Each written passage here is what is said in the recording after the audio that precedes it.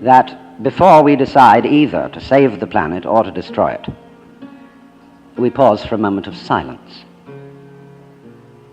I don't mean that kind of grim silence which one observes when somebody says such and such a famous person has just died, and we'll observe a moment of silence in his honor, and everybody frowns and thinks very serious thoughts.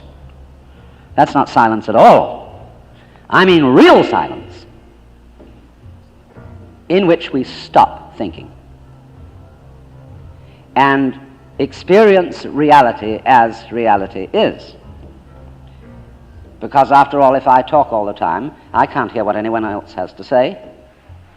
And if I think all the time, and by that I mean specifically talking to yourself subvocally inside your skull, if I think all the time, I have nothing to think about except thoughts. And so I'm never in touch with the real world. Now, what is the real world? Some people have the theory that the real world is material or physical. I say it's made of kind of a stuff. Other people have the theory that the real world is spiritual or mental. But I want you to point out that both those theories of the world are concepts.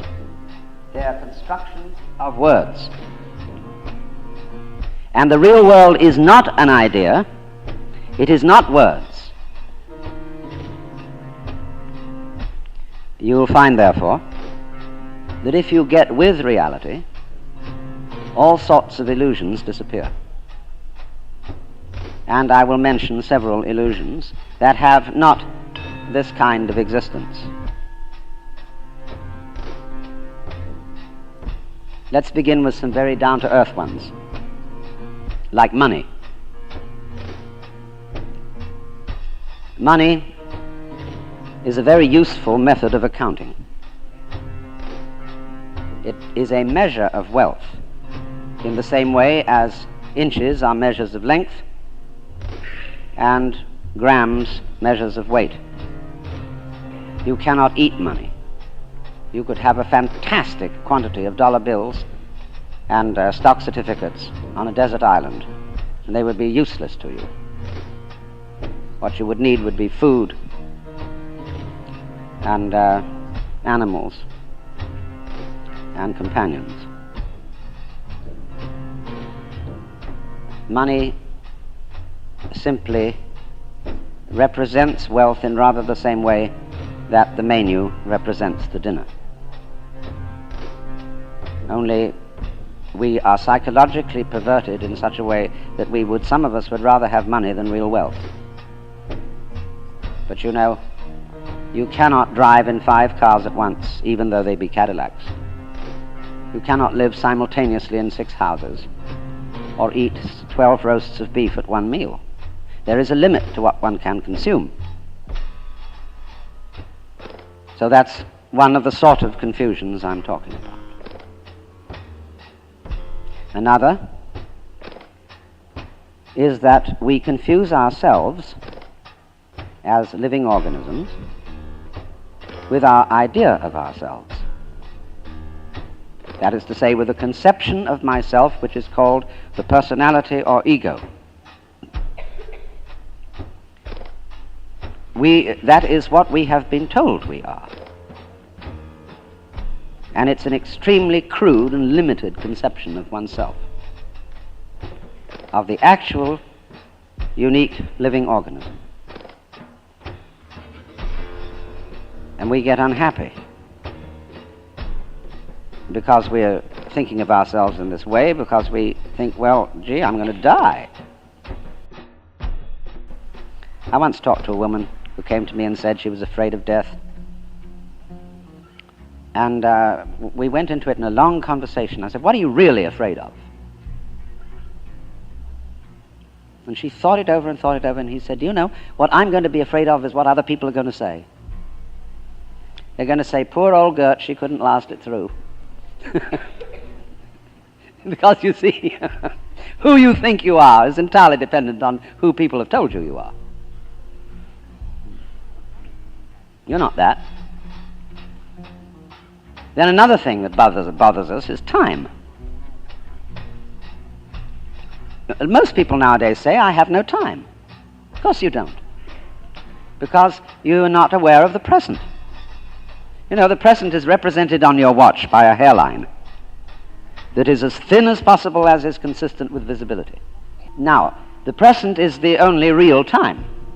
There is no past, and there isn't a future. And there never will be. We think ordinarily of the present as an infinitesimal point at which the future changes into the past. And we also do a terrible thing. We imagine ourselves to be results of the past.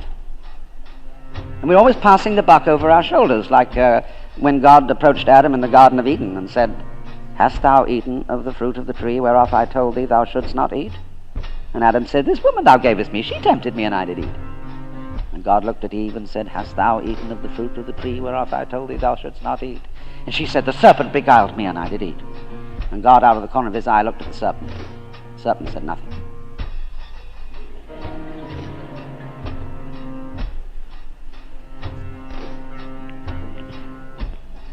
So you see, we're always passing the buck, and don't realize that the past is caused by the present, as the wake of a ship flows back from the prow.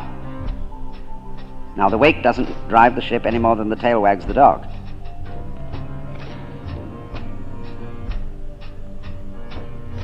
But we've all got excuses. Well, my mother had a fit while she was carrying me in the womb. They didn't bring me up right. And then they go to the mother and say, "How is it that you could have been so irresponsible with your children?" And she says, "Well, it was my parents. It didn't bring me up right either." And so everybody passes the buck. But the truth of the matter is, it all begins here. This is where the creation begins. And you're doing it and won't admit it. Because, of course, you're all God in disguise. Jesus found that out, and they crucified him for saying so. So this is a very odd thing for Westerners to understand, and particularly for Americans, because we are so fixated on the future. When we say we want to put something down, we say it has no future. Well, do you? Much better to have a present, because if you don't, it's useless to make plans, because when they work out, you won't be there to enjoy them. You'll be thinking of something else. So we realize that we are living out of now and throwing the past behind us.